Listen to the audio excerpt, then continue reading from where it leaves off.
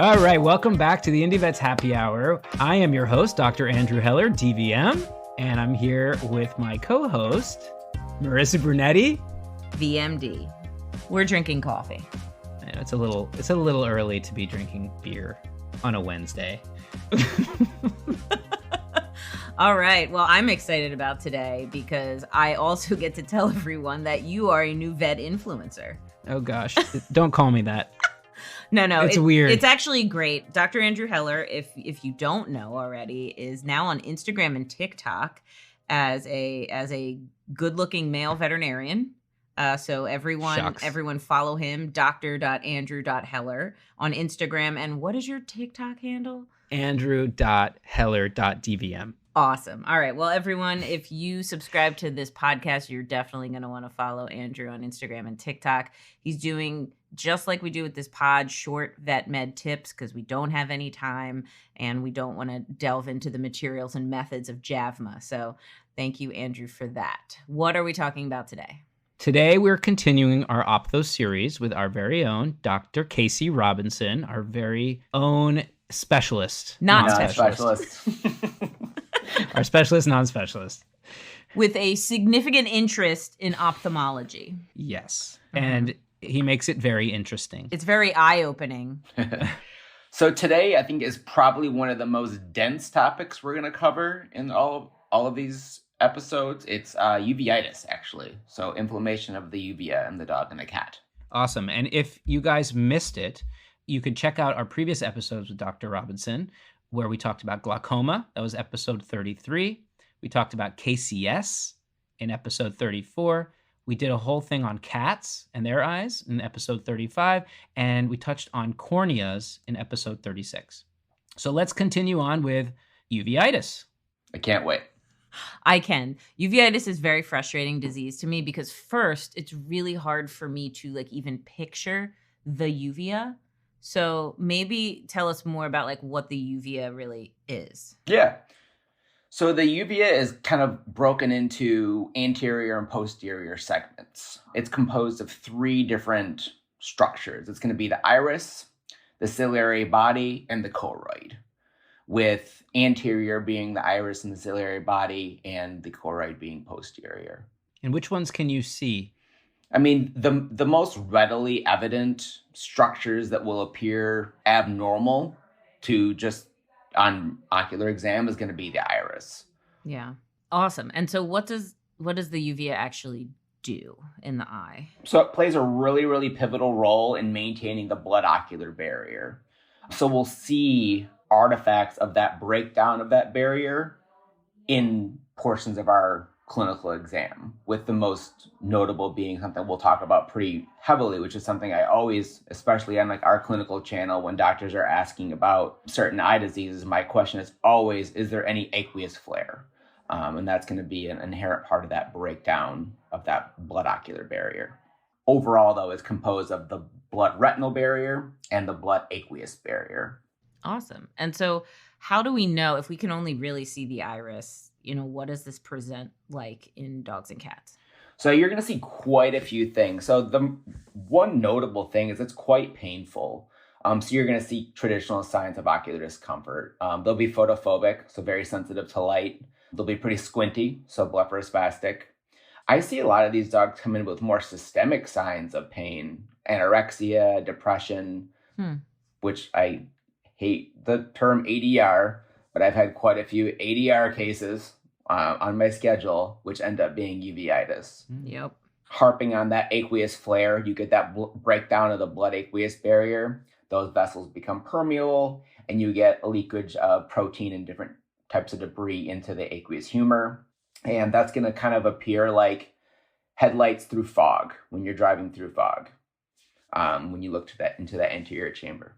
Yeah, what's the best way to see that, and what's the best light to use? Because sometimes I go to clinics and their ophthalmoscope is the light isn't bright, and I'm like, what am I even looking at? Right. So getting the most focal point of light that you can possibly get. So the smallest light source, the aperture. The aperture, really, thank you. And then look at the anterior chamber from about a 90-degree angle. And you should see your light hit the cornea and you should see your light hit the iris in the normal eye. If you see any bridge between those two spots, that's going to be suggestive of an aqueous flare. Cool. You can also see accumulation of some of this debris on the endothelial surface. So that would be a keratotic precipitate. It just looks like a big glob, and usually they settle kind of eventually.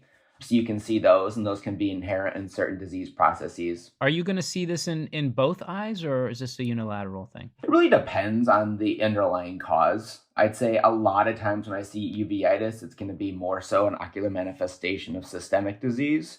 So I will see it as a bilateral type of a condition, but unilateral or bilateral. If you have like a traumatic uveitis, which you're probably not going to get a keratotic precipitate though, would be more of a unilateral type of uveitis. You can get hypopyon, kind of pus in the anterior chamber, hyphema, blood in the anterior chamber, really, really almost glaucoma-esque episcleral vascular injection, an edematous cornea. One thing that's a kind of a hallmark is the meiosis. So you're going to get a pretty small pupil. Edema of the iris and a spasm of the sphincter muscle of the iris is going to be kind of what's driving that meiosis. Is the pupil always small? Definitely not always. Sometimes you can see a very subtle anisocoria. Oh, yeah. One problem is not a lot of general practices have really effective mydriatics. I love to have phenylephrine when I have a Horner's case or something like that, but just not a commonly carried eye drop. It's just not used often. One inherent thing that you'll get with your diagnostic test is a low intraocular pressure. Now that's going to come from a inflamed and impaired ciliary body and intraocular prostaglandin formation, which will increase that uveoscleral outflow, which we talked about in the glaucoma episode. Yeah. How low would you see it? I would say anything under 10. Yeah, I mean, I've seen it too low to read. Wow. I've seen it that bad. The opposite of a glaucoma eyeball, just like smushy. Almost you can see it like indent too much when you do your applanation tonometry. What else can you see? You can see synechiation. So kind of a sticky iris, and it can go either anterior or posterior. So either adhere to the lens capsule or adhere to the corneal endothelium. Long term, you can get these kind of dyschoric pupils, so just an abnormal pupil shape, just because it's stuck in places it shouldn't be stuck. You can get subtle variations in pigmentation to the iris. That's going to be kind of a classic or a hallmark sign in golden retriever uveitis. Some of the more subtle things that are going to be very difficult to pick up is going to be like a vitreal haze and edema or exudate detachment of the retina. Yeah, that's harder. Are you putting mydriatics in this eye? If I have it, yeah, I will. If the pressure's not sky high, if we're in like a secondary glaucoma, because I want to see what that pupil does. Right. But honestly, I probably haven't had that at the ready more than a handful of times since I was in full-time ophtho. Yeah. So it's actually funny that you said glaucoma, because I was going to be like, how can uveitis lead to glaucoma? But obviously I see, there's tons of consequences of uveitis that aren't just pain. So what are some of those? The synechiation is huge. A lot of us have heard of iris bombay. So you're going to get that 360-degree synechiation. It can be anterior or posterior. I'd say personally, I see most commonly posterior.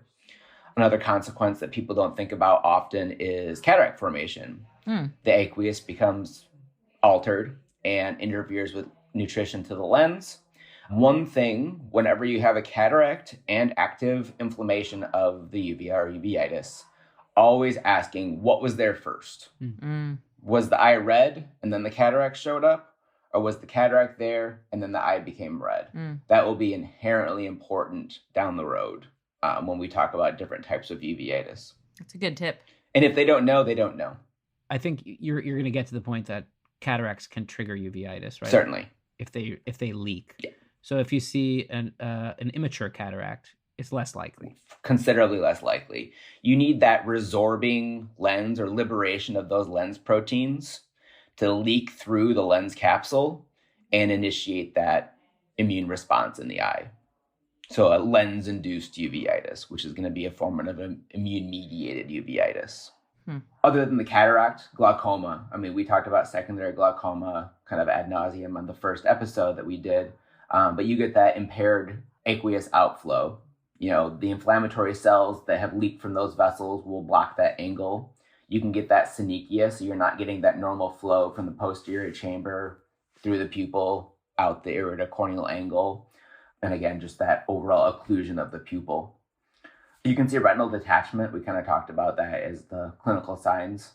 Atrophy of the ciliary body and iris just from the chronic inflammation, or a pre-iridial fibrovascular membrane. That's going to be really, really, really difficult to see without a slit lamp. But it's just a vascular ingrowth, and it can kind of cover and mat over the iridocorneal angle, impairing outflow. So question, how long does the animal have to have uveitis for these types of things to happen? Can it happen pretty quickly? Is it something that's like days, weeks? Hard question. I don't know if I have a great answer for that. I think it's going to certainly be more on the side of a more chronic type of uveitis, but I don't have a great answer as to a time frame of how long this has to be present to see some of these consequences. I would say the sooner we can act, the better. And I think it is tough because you're right. I do see a lot of iris atrophy and then, forgetting that maybe uveitis was never seen. And so is there a way that pet parents, can, if it's not obvious, what are some things maybe that they would notice possibly? I think most of my uveitis cases will come in for two things: a red eye and a squinty eye. Yep. And everyone thinks the cat scratched the dog's eye, right? Always. It's sometimes the cat, but it's rarely the cat. Right. Yeah, I've had a few people come in for she seems sensitive to light. Mm-hmm. The ones that are really, really, really on it will notice the differences in pupil size, but by the time you get to that, they've probably already noticed the red eye, the photophobia, the blepharospasm. Yeah. Okay. Awesome. So diagnosing this, how do we do that? So diagnosis, we check all of our boxes. As with a lot of the other things we've discussed, your ophthalmic exam is huge, and a lot of times you probably have your answer before you even look to your diagnostics. But things we do kind of from a classification standpoint, you want to know which tissues are affected. Is it an anterior uveitis? Is it a posterior uveitis? Or is it a pan-uveitis, the entire uvea? We can go into presumed kind of histopathologic nature. It can be very, very difficult. There's suppurative, non-suppurative, granulomatous, non-granulomatous, but that's not going to have a huge bearing on what we do. If you guys can't see me, but I'm just shaking my head. No. One thing that always is important is location of cause. Is this a reflex uveitis from corneal disease, or is this endogenous, something going on inside the eye? And then ultimately, we always want to determine etiology. And this is one of those things where the list of things that can cause uveitis is going to span a few pages of a textbook, right? If you look at all these species. So etiologic diagnosis is going to be difficult but possible to reach, but that's going to be part of your classification. But I think to remind people before we even delve into some of the most common ones is if you diagnose uveitis or think that you have uveitis, this is more, you should think about doing more diagnostics than just things that affect the eye, correct? You're doing the gamut. You're right. Serum chemistry, complete blood count, urinalysis, thoracic radiographs. 40X, always looking at infectious disease testing, toxoplasmosis titers, blasto urine antigen. Yeah. But it's all selection. Right. In the case, the history. I'd say the most beneficial diagnostic test that we can run is going to be looking for that low IOP or hypotony. Most commonly, unless it's an exogenous cause, you're not going to see any fluorescein retention. And I guess, if anything, on the Schirmer tear test, you can see increased tearing as a consequence of the pain. Right. All right. So I know you just briefly touched on them, but what are some of the most common causes? So the most common causes were going to be, infectious agents. So you can see, even algae can cause it, bacterial agents, protozoal. So we'll all probably think of toxo as our top. Parasitic, heartworm is known to cause it. I've actually seen an actual heartworm swimming around in the anterior chamber of an English setter. Cool. In Michigan? In Michigan. It was a rescue dog. And of all the videos that I've lost in my time, I regret losing this video. It was super cool. Oh. And then viral. There's multiple viral causes. Immune-mediated. So we touched on the lens-induced uveitis. You can see phacocytic uveitis, which is somewhat similar to the lens-induced. Uvea dermatologic syndrome and some of your Japanese breeds like the Akita. Neoplastic or paraneoplastic causes. Metabolic, and I think the most common ones I'm going to see is diabetes mellitus, looking at that lens-induced uveitis. Systemic hypertension, sometimes you get that hyphema. Hyperlipidemia, and certain types of coagulopathies. Traumatic uveitis, I believe this is something more of an entity in like a horse, but definitely a dog can get pinged with a soccer ball or what have you and get a traumatic uveitis. Toxic, pilocarpine, which probably most of us don't see, but we talked about using pilocarpine in treatment of certain types of KCS or neurogenic KCS. Yep. Latanoprost. When you overuse latanoprost, you can, because it is a prostaglandin analog. The reflex uveitis that we talked about back when we talked about corneas. Idiopathic, which is a diagnosis of exclusion. Those would be probably the most common ones that I'll see. Awesome. All right, Casey, I got a question. How often is the etiology actually diagnosed? It really, really depends on the ability of the owner to do the workup, because this is one of those extensive workups. Kind of like working up an IMHA, looking for that ultimate cause. I put it in the same category because so many different things can cause it. For me, I probably bat below 50%. Does my treatment change? Not always. Do I sometimes cast a very wide net and put my uveitis cat on clindamycin because I can't run toxotiters? I mean, absolutely. But I think it really depends. Yeah. Frequently, I diagnose an idiopathic uveitis, and in my experience, it's usually due to limitations with the workup. And looking back to my ophtho days, yeah, probably north of 50%, we found an etiology. That's good to know. All right. Treatment. Trying to make that etiologic diagnosis. Again, idiopathic is a diagnosis of exclusion. So as I noted previously, serum chemistry, CBC, urinalysis, 3-view thoracic rads. I really harp on that. It's something people frequently forget, thinking about those neoplastic causes. Abdominal ultrasound be another thing. In dogs, especially with a relevant travel history, a blastourine antigen. And then in cats, I will most of the time be recommending a toxotiter. So trying to make that. Obviously, that gives us somewhat of an answer, doesn't direct treatment. So how do we direct treatment? The number one thing is controlling that inflammation. I'd say if I have an intact corneal surface, so no fluorescein retention, I'm reaching for corticosteroids, always keeping in mind that if it is a infectious cause, I could be making it worse, but I feel like for me, they work better in controlling the inflammation. You can go topical, you can go systemic, you can go subconjunctival if you are so bold, like a triamcinolone. No. Have you done that? I did it in my internship like twice, and it was because they weren't able to put eye drops in. And I don't think those cases went well because there were so many other eye drops the dogs needed. Yeah. We should start putting in those things that we put for horses. What are those called? Lavage. The lavage, yeah. The subpalpebral lavage. Yeah, I love that. They're super cool. Makes it so easy. It really does. Again, always considering at least warning the owner before using a steroid. If this is an infectious cause, I could be making things worse. I'll usually reach for a dexamethasone or 0.1% dexamethasone or a 1% protacetate. I personally am probably partial protacetate. And for corticosteroids, I usually reach for an anti-inflammatory dose. If I'm really nervous about an infectious cause, I'm probably going to go more towards an NSAID. Again, topical or oral. The two topical ones that I'll use is diclofenac and flurbiprofen.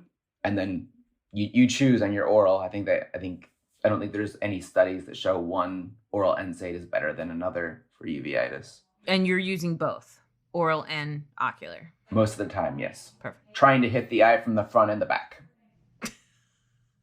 That sounds so bad. That's definitely going in the clip. That's definitely going Trying to hit the eye anteriorly and posteriorly. I don't know if that's better. Still the same. So with corticosteroids and NSAIDs, you can use systemic corticosteroids with topical NSAIDs. I have, yes.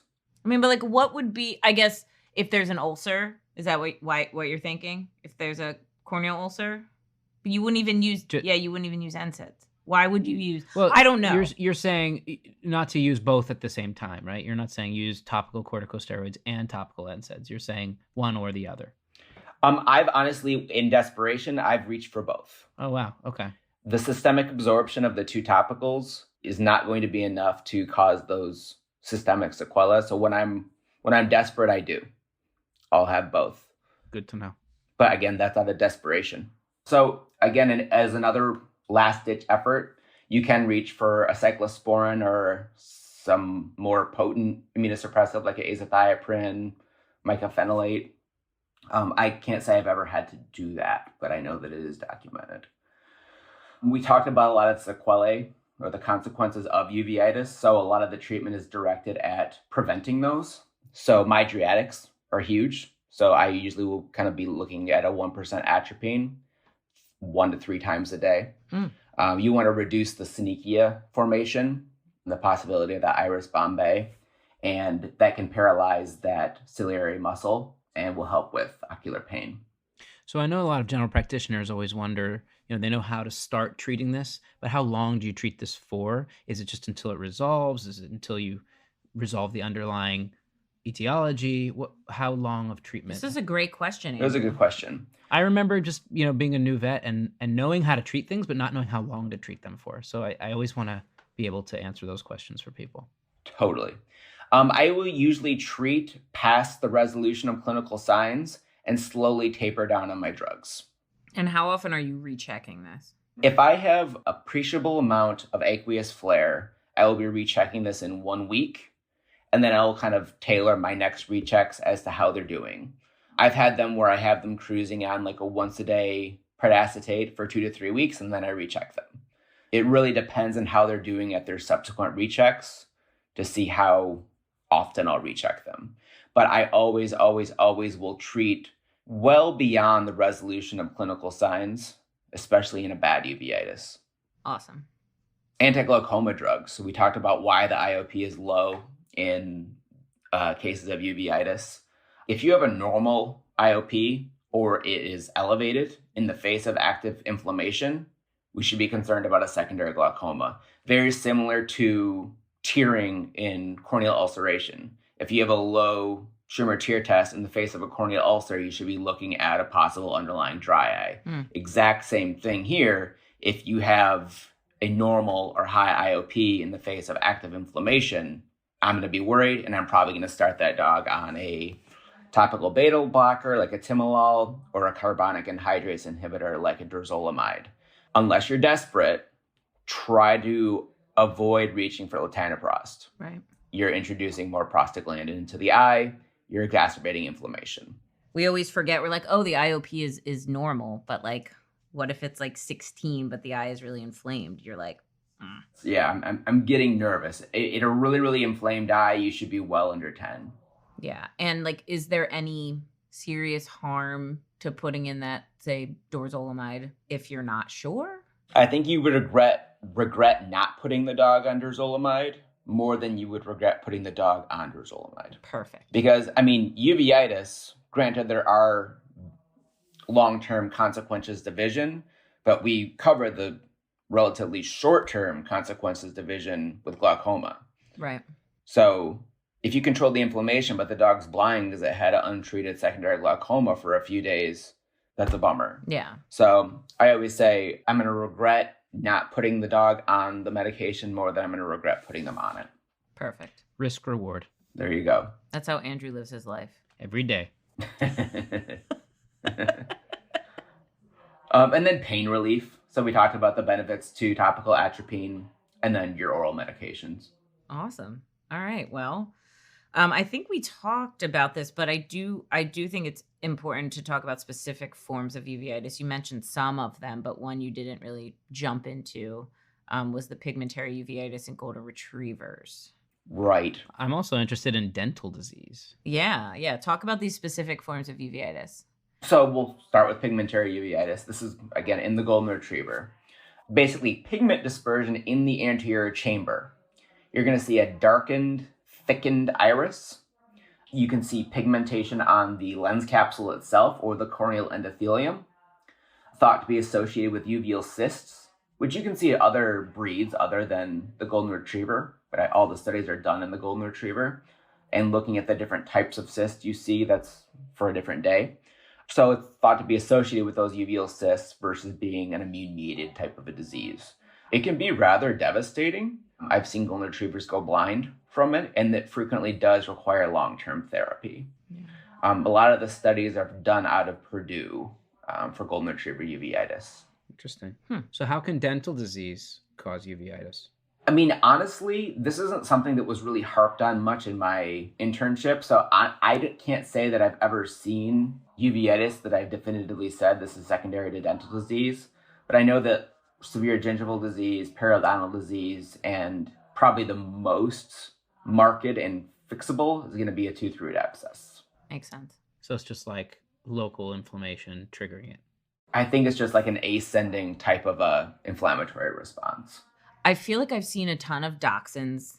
You like dachshunds, so I've seen a ton of dachshunds with like iris atrophy like later in life, and I'm wondering if that is connected to tooth root abscesses now because they also have terrible dental disease if people don't. So I'm wondering, like, have you seen that?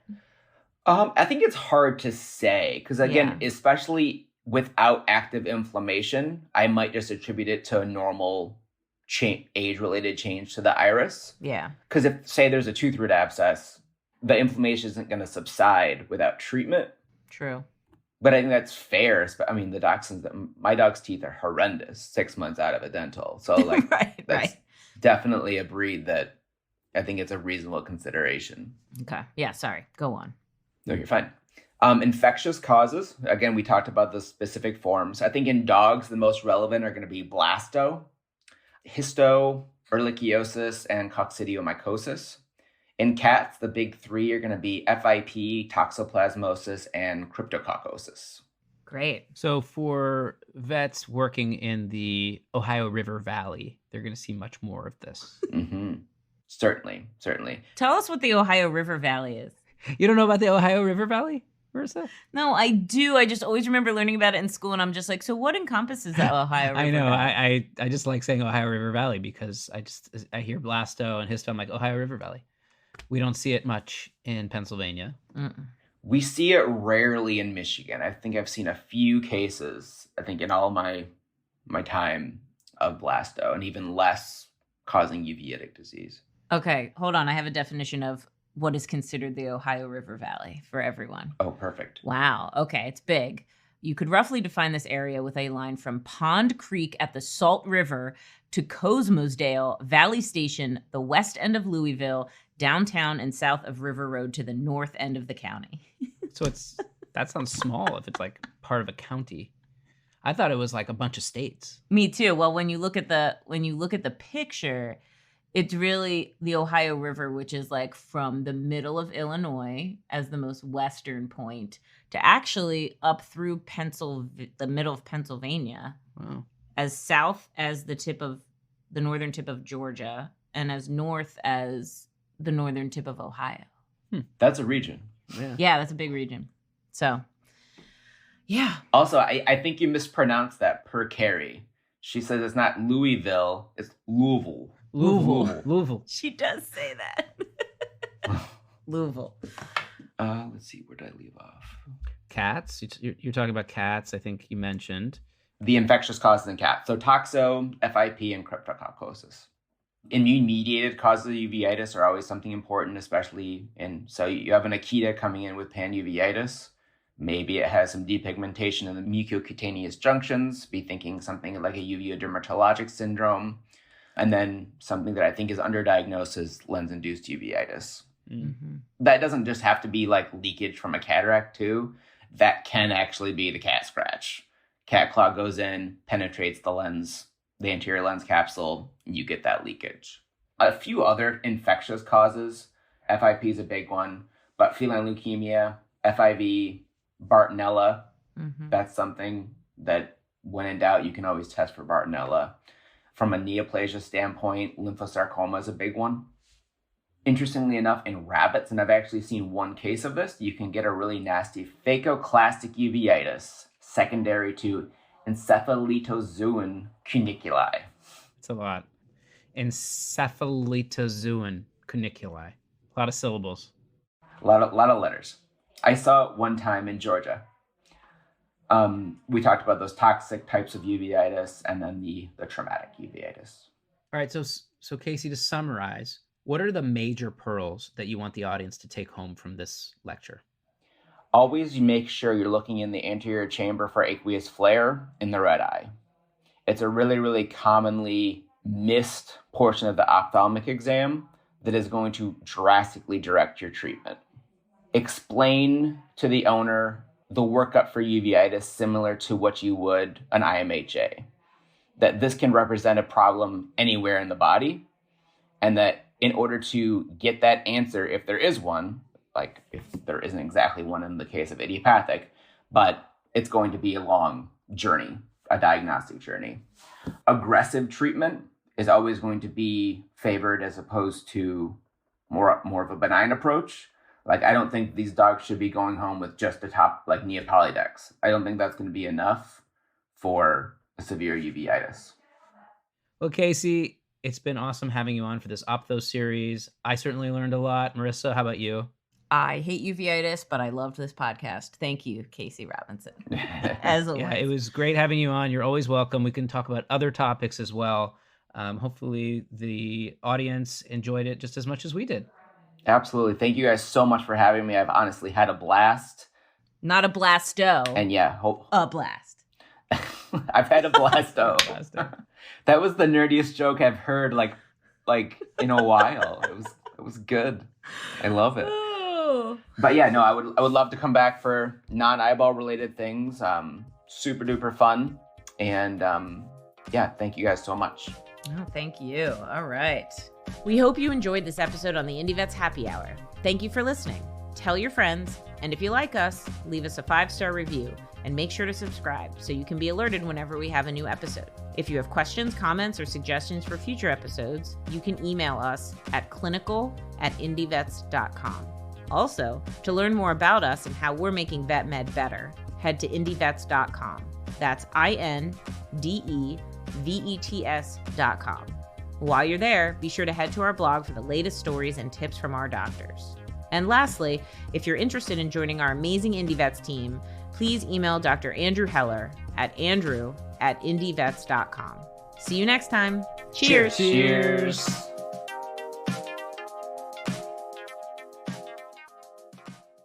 I'm a veterinarian, sure, but I'm way more than that. I am also a tango dancer, a struggling but determined pie maker, and a mom.